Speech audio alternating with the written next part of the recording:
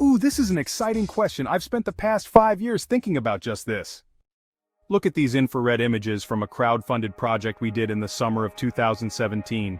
The bird on the left is generating heat, keeping itself warm, while the one on the right is in torpor. It has allowed its body temperature to become the same as the air temperature, and has stopped thermoregulating, or maintaining a high body temperature. Hummingbirds find a nice and sheltered place at night, and they latch onto a branch with their tiny feet, and then they go to sleep. Some of them use a strategy called torpor, where they can lower the amount of energy they use by about 85%. They do this by basically shutting down a bunch of their bodily functions. They allow their body to get cold as the night gets colder. You and I spend a lot of energy keeping our bodies warm so everything functions normally. Hummingbirds in torpor give up this normal function and become more like lizards in that they can get cold-blooded in torpor. Torpor is a tricky state to be in because they can't respond to outside stimuli for 20 to 30 minutes until they warm their bodies back up. They take that risk just to have enough energy in their tiny bodies to make it to the next morning. Visitors to the Foping National Nature Reserve Animal Sanctuary in the Chinese province of Shanxi know there's a star attraction waiting. Qizai, the 8-year-old panda who presents with brown and white fur, a sharp contrast from the typical black and white color scheme seen in conventional giant pandas. Qizai is the only known panda in captivity to display this anomaly. What caused it? There's not much of a parental history to draw from. Qizai was abandoned by his mother when he was just 2 months old, although eyewitnesses report that she was black and white. The best guesses are that his fur is the result of a genetic mutation due to inbreeding or possibly environmental factors. Pandas in the Qinling mountain range region where Qizai was found often display a tuft of brown fur on their chests. That could mean the animals are reacting to an environmental prompt that can affect their pigmentation. A panda named Dan Dan was the first panda with brown fur seen in the wild. When she was discovered in 1985, she mated with a regular panda and had a black and white male. Qizai's keepers at Foping are hoping to mate Qizai at some point to see if any potential gene will be passed on to his offspring. Until then, he's apparently quite content eating bamboo and enjoying the spoils of having a full-time handler, the origin of his unique appearance remaining a mystery. What makes a cat's tail puff up when it's scared? Cats wear their emotions on their tails, not their sleeves. They tap their fluffy rear appendages during relaxing naps, thrash them while tense, and hold them stiff and aloft when they're feeling aggressive, among other behaviors. And in some scary situations like, say, being surprised by a cucumber, a cat's tail will actually expand, puffing up to nearly twice its volume as its owner hisses, arches its back and flattens its ears. What does a supersized tail signify, and how does it occur naturally without help from hairspray? Cats with puffed tails are basically trying to make themselves look as big as possible, and that's because they detect a threat in the environment. Dr. Mikel Delgado, a certified cat behavior consultant who studied animal behavior and human-pet relationships as a PhD student at the University of California, Berkeley, tells Mental Floss. The threat in question can be as major as an approaching dog, or as minor as an unexpected noise.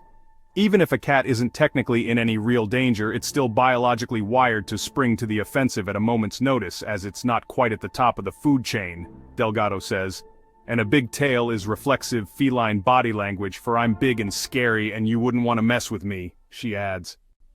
A cat's tail puffs when muscles in its skin, where the hair base is, contract in response to hormone signals from the stress, fight or flight system, or sympathetic nervous system. Occasionally, the hairs on a cat's back will also puff up along with the tail. That said, not all cats swell up when a startling situation strikes. I've seen some cats that seem unflappable and they never get poofed up, Delgado says.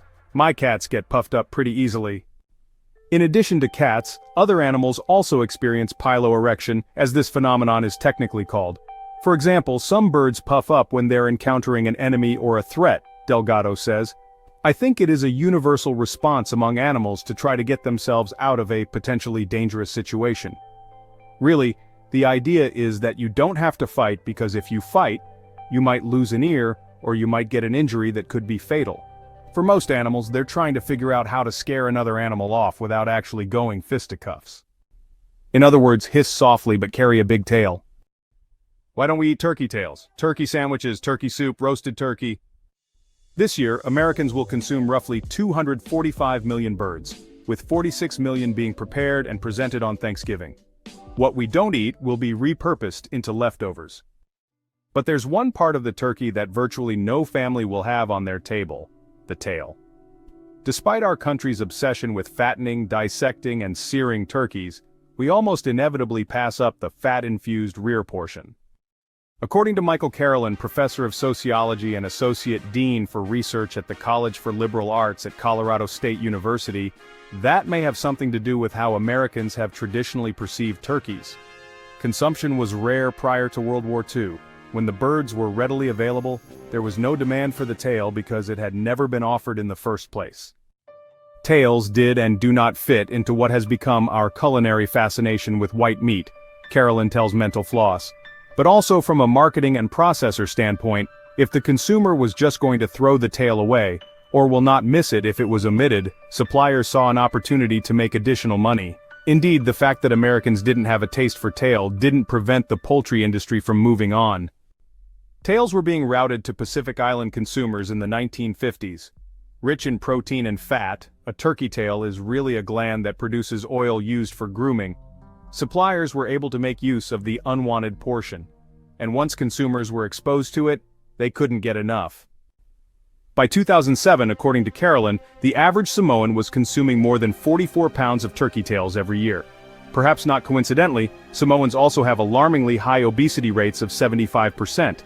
In an effort to stave off contributing factors, importing tails to the islands was banned from 2007 until 2013, when it was argued that doing so violated World Trade Organization rules. With tradition going hand in hand with commerce, poultry suppliers don't really have a reason to try and change domestic consumer appetites for the tails. In preparing his research into the missing treat, Carolyn says he had to search high and low before finally finding a source of tails at a Whole Foods that was about to discard them. You can't expect the food to be accepted if people can't even find the piece. Unless the meat industry mounts a major campaign to shift American tastes, Thanksgiving will once again be filled with turkeys missing one of their juicier body parts. For licensing purposes and the all-important awe factor, collegiate football teams like their mascots, and few are as popular as UGA, the handsome bulldog of University of Georgia fame. When Herman J. Stegeman took over as head coach in 1920, the team, which had previously been referred to as the Red and Black, became known as the Wildcats. Atlanta Journal sports writer Morgan Blake took issue with the unoriginal moniker, pointing out that it was already shared by at least two other teams in the South, Kentucky State and Davidson. I had hoped that Georgia would adopt some original nickname that would stand out, Blake wrote, adding that the Georgia Bulldogs would sound good because there is a certain dignity about a bulldog as well as ferocity, and the name is not as common as Wildcats and Tigers. Yale is about the only team I recall right now that has the name.